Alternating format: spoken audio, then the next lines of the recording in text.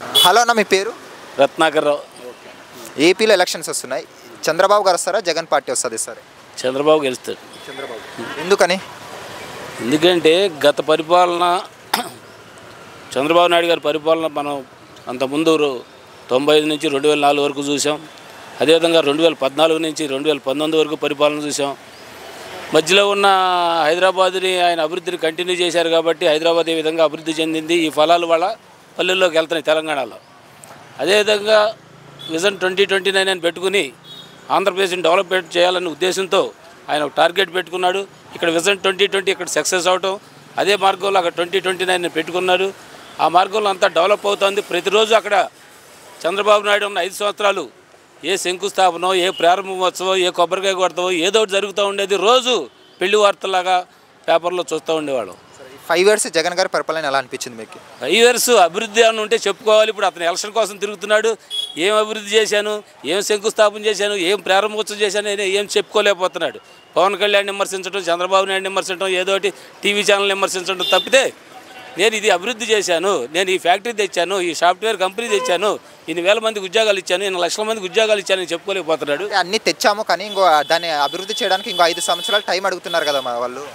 5 సంవత్సరాల్లో ఆయన ఎప్పుడు ఒక ఇల్లు ఒక నెలలో కట్టలేము, కానీ దానికి పునాది పడాలి.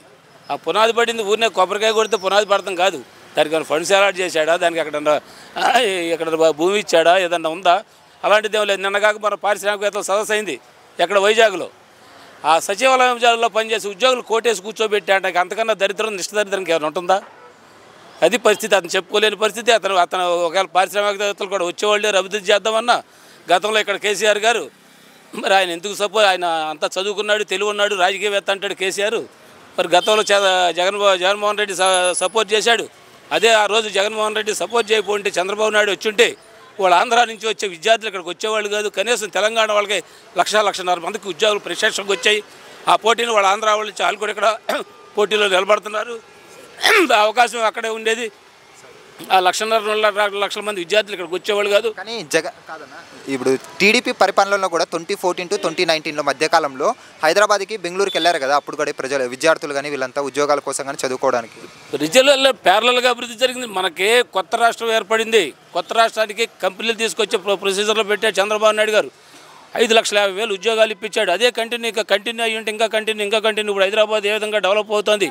ఇక్కడ ఉన్నాడు చదువుకున్న వాళ్ళకే పని ఉంది, చదువు లేని వాళ్ళకే పని ఉంది. హైదరాబాద్లో చదువుకున్న వాళ్ళు 7 లక్షల మంది 20 లక్షల మంది పని చేస్తా అంటే చదువు లేని వాళ్ళు 40 లక్షల మంది వాళ్ళకి ఈ కొరియర్ బాయ్స్ గానో, ర్యాపిడ్ బాయ్స్ గానో, క్యాబ్ బాయ్స్ గానో, ట్యాక్సీ డ్రైవర్లు గానో, ఆఖరి షాపింగ్ మాల్స్లో ఆడపిల్లలు పెళ్లి కాకముందు వాళ్ళు ఉద్యోగం చేసుకుని 2-3 లక్షలు సంపాదించుకుని తల్లిదండ్రులు భారం లేకుండా వాళ్ళు పెళ్ళిళ్ళు చేసుకున్నారు.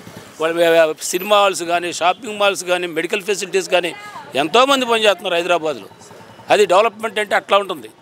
అంతేగాని ఇంటికి 10 రూపాయలు ఇచ్చి 20 రూపాయలు ఇచ్చి అదే డెవలప్మెంట్, నేను జైలుకి వెళ్ళకుండా ఉండడానికి ఉపయోగపడింది నా ముఖ్యమంత్రి పదవి కాదు. మీ అభిప్రాయంలో ఇప్పుడు రాబోయే ఎన్నికల్లో ఏప్రిల్లో 2024లో వైసీపీ జెండా ఎగరబోతుందంటారు ఆంధ్రప్రదేశ్లో? వైసీపీ ఎందుకు ఎగురుతుంది?